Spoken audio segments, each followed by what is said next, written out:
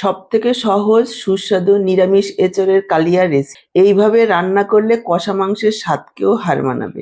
একটা স্পেশাল ভাজা মশলা ব্যবহার করব, যার কারণে এর স্বাদ হবে অসাধারণ।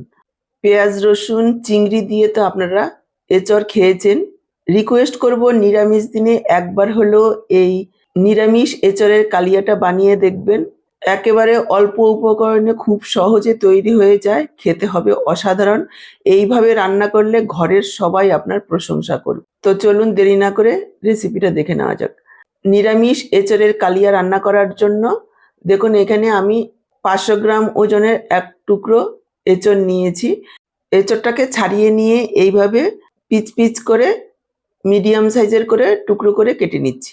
আপনারা চাইলে এর থেকে ছোট করেও কাটতে পারেন, আবার চাইলে একটু বড় করেও কাটতে পারেন। এঁচোড় কাটার সময় চাকুতে অথবা বটিতে অবশ্যই সরষের তেল লাগিয়ে নেবেন, তাতে করে আর একটুও আঠা হাতে বা চাকুতে লেগে যাবে না। চাইলে চপিং বোর্ডেও একটু তেল লাগিয়ে নিতে পারেন।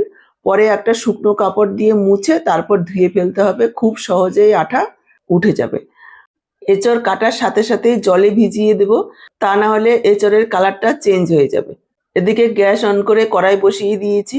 কড়াইতে দিয়ে দিয়েছি প্রায় 1.5 লিটার পরিমাণ জল, দিয়ে দিলাম পরিমাণ মতো লবণ, হাফ চা চামচ হলুদ গুঁড়ো, দিয়ে দিচ্ছি কেটে রাখা এঁচোড়। এঁচোড়গুলোকে সেদ্ধ করে নেব। প্রায় 60 থেকে 70% পর্যন্ত এঁচোড়গুলোকে সেদ্ধ করব। এঁচোড়ের কোয়ালিটি বুঝে অনেক সময় এঁচোড় সেদ্ধ হতে একটু বেশি সময় লাগে, আবার কোনো কোনো এঁচোড় সেদ্ধ অল্প সময়েই হয়ে যায়। আপনারা চাইলে প্রেসার কুকারেও একটা সিটি মেরে নিতে পারেন। আমি কড়াতে জলটা ফোটার পর 7-8 মিনিট সেদ্ধ করে নেব। এঁচোড় সেদ্ধ হতে হতে এদিকে একটা মশলা তৈরি করে নেব। দেখুন মিক্সচারের জারে নিয়ে নিলাম 1.5 ইঞ্চি আদা আর 4টে কাঁচা লঙ্কা দিয়েছি। ঝালটা আপনারা নিজেদের পরিমাণ বুঝে দেবেন। তারপর দেখুন এইরকম একটা পেস্ট তৈরি করে নিয়েছি। এবার এর মধ্যে দিয়ে দিলাম 1/4 চামচ হিং, একটু জল দিয়ে গুলিয়ে রেখে দেব। এদিকে দেখুন এঁচোড়গুলো 7-8 মিনিট সেদ্ধ করা হয়ে গেছে। এবার এঁচোড়গুলো তুলে নেব। একবার দেখিয়ে দিচ্ছি, দেখুন একটা কাঁটা চামচ অথবা চাকু দিয়ে এভাবে একটু কাটলেই বুঝতে পারবেন যে কিরকম সেদ্ধ হয়েছে। এঁচোড়গুলো তুলে নিয়ে কড়াইটাকে পরিষ্কার করে নিয়ে এসেছি। কড়াই বসিয়ে দিয়ে দিলাম সর্ষের তেল, আর তেলের মধ্যে দিয়ে দিলাম একটু লবণ, সামান্য একটু হলুদ গুঁড়ো, দিয়ে দিচ্ছি কেটে রাখা আলু। এখানে আমি 2টো মিডিয়াম সাইজের আলু কেটেছি। আলুগুলোকে লালচে করে ভেজে নেব। আমি এখানে সর্ষের তেল দিয়ে রান্নাটা করছি। এই রান্নাটা কিন্তু সর্ষের তেলেই বেশি ভালো লাগবে খেতে। আপনারা চাইলে সাদা তেলেও করতে পারেন। আলুগুলোকে মোটামুটি 2-3 মিনিট সময় নিয়ে একেবারে লালচে করে ভেজে নেব, এতে আলুগুলোও খেতে ভালো লাগবে। দেখুন আলুগুলোকে লালচে করে ভেজে নিয়েছি। এরপর আমি যোগ করে দিলাম সেদ্ধ করে রাখা এঁচোড়। এঁচোড়গুলোকেও আলুর সাথে ভেজে নেব আরও 3-4 মিনিট একেবারে লালচে করে। আজকে যদিও আমি অনুষ্ঠান বাড়ির স্টাইলে নিরামিষ এঁচোড়ের কালিয়াটা তৈরি করছি, অনুষ্ঠান বাড়িতে তো ছাঁকা তেলে এঁচোড়গুলো ভেজে নেয়। যেহেতু ঘরোয়া রান্না, সেজন্য তেলের পরিমাণটা আমি একটু অল্প পরিমাণেই দিয়েছি, তবুও খেতে ভালো লাগবে। আপনারা চাইলে ছাঁকা তেলেও ভেজে নিতে পারেন। তবে মনে হয় অযথা খুব বেশি তেল খেয়ে শরীর খারাপ না করাই ভালো। অল্প তেলে অল্প মশলায় একটু যত্ন সহকারে রসিয়ে কষিয়ে রান্না করলেই খেতে ভীষণই ভালো হবে। এঁচোড় আলুগুলো আমার ভাজা হয়ে গেছে, তুলে রাখছি। দর্শক বন্ধুরা, এইখানে একটা কথা মনে করিয়ে দিতে চাই। আমার আজকের রান্নাটা দেখে যদি আপনাদের ভালো লাগে, অবশ্যই একটা লাইক করে শেয়ার করে দেবেন। আর আপনি নতুন দেখলে চ্যানেলটাকে সাবস্ক্রাইব করে সাথেই থাকবেন। আপনার একটা লাইক ও শেয়ার আমাকে অনেকটা এগিয়ে যেতে সাহায্য করবে। আর ফেসবুক থেকে যদি ভিডিওটা দেখছেন, তাহলে অবশ্যই আহারে বাহার রান্নাঘর পেজটাকে ফলো করার অনুরোধ রইল। দেখুন এঁচোড় আলুগুলো আমি তুলে নিয়েছি।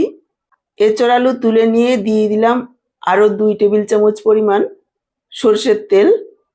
তেল গরম হয়ে যাওয়ার পর দিয়ে দিলাম হাফ চা চামচ গোটা জিরে। ক্যামেরা অফ হয়ে যাওয়ার কারণে গোটা জিরেটা দেখানো যায়নি।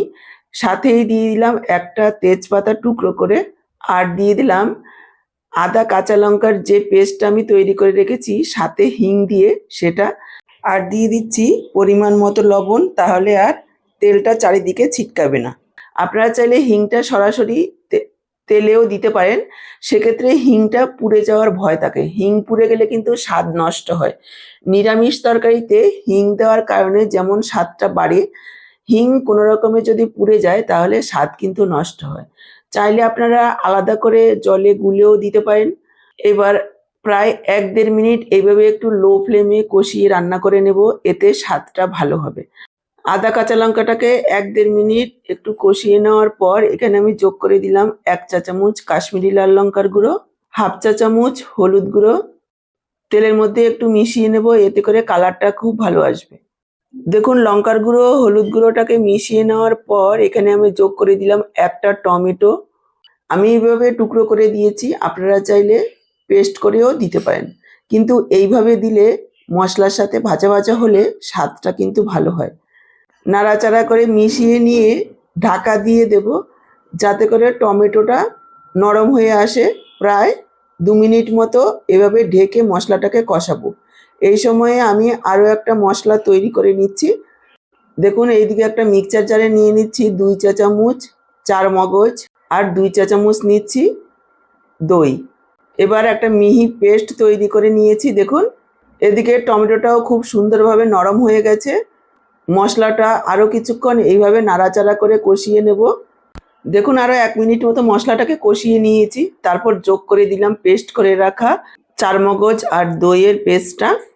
মিক্সচারের জারটা দিয়ে সামান্য পরিমাণে একটু জল দিয়ে দিলাম। এবার পুরো মশলাটাকে কষিয়ে নেব একেবারে তেল ছেড়ে আসা পর্যন্ত। একটু নাড়াচাড়া করে নিয়ে এখানে ১ চা চামচ চিনি যোগ করে দিচ্ছি। যেহেতু সম্পূর্ণ নিরামিষ, পেঁয়াজ রসুন ছাড়া একটু মিষ্টি দিতেই হবে।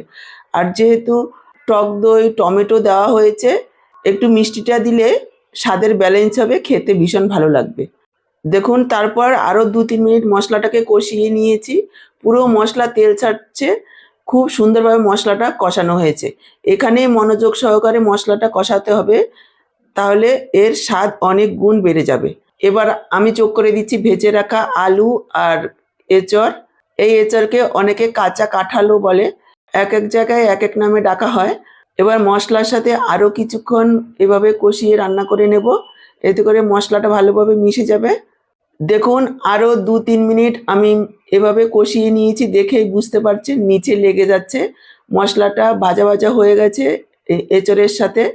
এভাবেই মশলার সাথে এঁচড় আলুটাকে ভাজা ভাজা করে নিতে হবে। এরপর আমি এখানে যোগ করে দিচ্ছি জল। এখানে আমি ১.৫ কাপ পরিমাণ জল যোগ করব। এটা কিন্তু পাতলা ঝোল হবে না, আবার খুব বেশি শুকনো শুকনোও হবে না, একটু অল্প ঝোল ঝোল টাইপের থাকলে খেতে ভালো লাগবে।